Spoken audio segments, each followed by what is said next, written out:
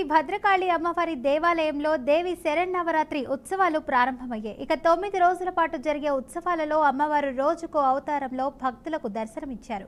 ఇక విజయదశమి పండుగను పురస్కరించుకొని ఉదయం నుండి భక్తులు పెద్ద సంఖ్యలో కుటుంబ సమేతంగా మొక్కులు చెల్లిస్తున్నారు.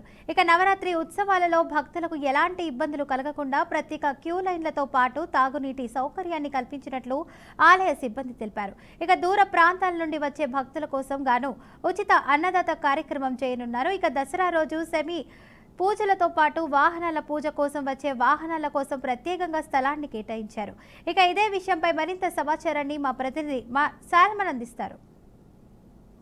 విజయదశమి పండుగను పురస్కరించుకున్నదైతే భద్రకాళి దేవాలయంలో పెద్ద ఎత్తున భక్తులైతే ఉదయం నుంచి మొక్కులు చెల్లించుకుంటున్నారు.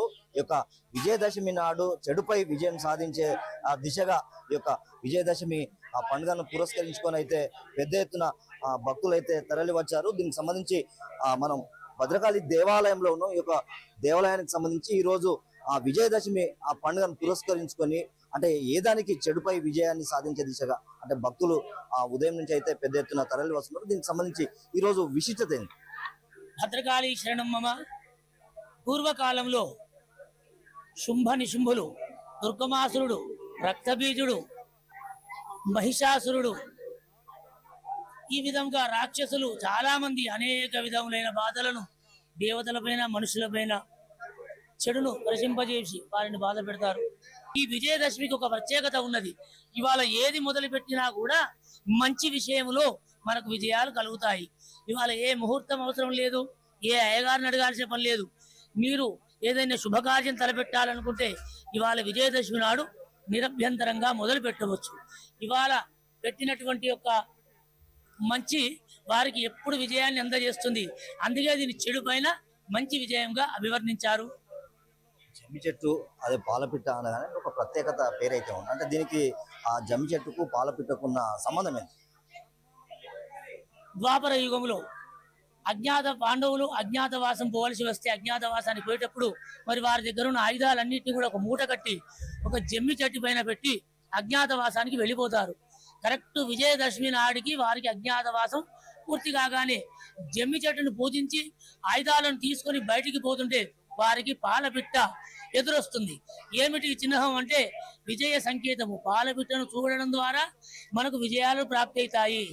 జమ్మి చెట్టును పూజించడం ద్వారా పాండవులు కూడా విజయాన్ని సాధించినారు. కాబట్టి ఆనాటి నుంచి శమీయదే పాపం శమీ శత్రు వినాశనం అర్జునస్య ధనుర్ధారి రామస్య ప్రియ దర్శనం. రాముని యొక్క దర్శనం కూడా కలుగుతుంది. సమస్త శుభాలు విజయదశమి నాడు భగవంతుడి దర్శనం ద్వారా, పాలపిట్ట ద్వారా మరియు జమ్మిని పూజించడం ద్వారా జరుగుతాయని పూర్వీకులు చెప్పినట్టు పరంపరంగా కొనసాగుతుంది. చూసుకున్నట్లయితే ఈ యొక్క విజయదశమి పండుగను పురస్కరించుకొని మాత్రం పెద్ద ఎత్తున భద్రకాళి దేవాలయానికి అయితే భక్తులైతే తరలి వచ్చారు. తిరిగి వెళ్లే క్రమంలో ఈ యొక్క పాలపిట్ట ఎదురు కాగానే పెద్ద ఎత్తున వారికి విజయం సాధించే దిశగా ఈ యొక్క పాలపిట్ట జమ్మి చెట్టుకైతే సాదృశ్యంగా ఉందని చెప్పొచ్చు. మేడం, ఈ యొక్క భద్రకాళి దేవాలయంలో ఒక విశిష్టత ప్రత్యేకంగా ఉంది. దీనికి సంబంధించి ఈ రోజు విజయదశమి పండుగను పురస్కరించుకొని భక్తులైతే పెద్ద ఎత్తున తరలి వస్తున్నారు.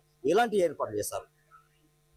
విజయదశమి పర్వదినాన్ని పురస్కరించుకొని ఈ రోజు ఉదయం నుంచి కూడాను అమ్మవారి దర్శనానికి భక్తులు అధిక సంఖ్యలో వస్తున్నారు.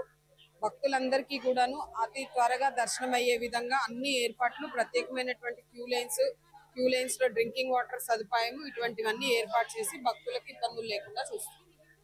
ఈ యొక్క పండుగను పురస్కరించుకొని అయితే భక్తులు ఉదయం నుంచి పెద్ద ఎత్తున తరలి వస్తున్నారు. మేడం, అంటే ఈ యొక్క విజయదశమి అనగానే లేకుంటే పాలపిట్ట కానీ లేకుంటే అదే విధంగా జమ్మి చెట్టు అంటే ఇది వేదానికి సాదృశ్యంగా భక్తులు మొక్కుకుంటారు. భక్తులు ఈ రోజు విజయదశమి సందర్భంగా షమీ పూజ అదే విధంగా పాలపిట్ట దర్శనాన్ని చేసుకోవడానికి ఇచ్చేస్తారండి. సాయంత్రం కూడాను అందరికి జమ్మి అనేది అందుబాటులో ఉంచడం జరుగుతుంది. చెప్పండి, ఈ యొక్క విజయదశమి పండుగ పురస్కరించుకొని అంటే మీరు ఎక్కడ నుండి వచ్చారు? గురువు గారు, నా పేరు శివప్రసాద్ అండి. నేను ఇక్కడ యాక్చువల్లీ వరంగల్ వాస్తవులనే. నేను యాక్చువల్లీ ఇక్కడికి 25 years నుంచి వస్తున్నాను. అమ్మవారు మా ఇలవేలు పంపి ఆ అమ్మ మమ్మల్ని కడుపులు పెట్టుకొని తల్లిగా పిల్లల్ని చూసుకున్నట్టు చూసుకుంటుంది. సో ప్రతి విజయదశమికి నేను ఎక్కడున్నా కూడా, భారతదేశంలో ఎక్కడున్నా కూడా, ప్రజల్లో ఎక్కడున్నా కూడా ఈ రోజు ఇక్కడికి వచ్చి దర్శనం చేసుకోవడం నాకు అలవాటు అండి. అమ్మవారి ఆశీస్సులతోటి నేను ప్రతి సంవత్సరం విజయాన్ని పొందుతానండి. సో అమ్మవారు అందరినీ చల్లగా చూస్తుందండి. మేడం చెప్పండి, దీని అంటే ఈ యొక్క విజయదశమి పండుగ అనగానే చాలా మంది ఉదయం నుంచి మొక్కులు చెల్లించుకుంటున్నారు. అదే విధంగా జమ్మి చెట్టు, పాలపిట్టకు అంటే విజయానికి సాదృశ్యంగా ఉంది. అంటే మీ శ్రీకాకుళం నుంచి వచ్చారు, ఈ యొక్క భద్రకాళి దేవాలయం ఏ విధంగా ఉంది? మాకు భద్రకాళి గుడి దర్శనం చేయడం చాలా సంతోషంగా ఉంది.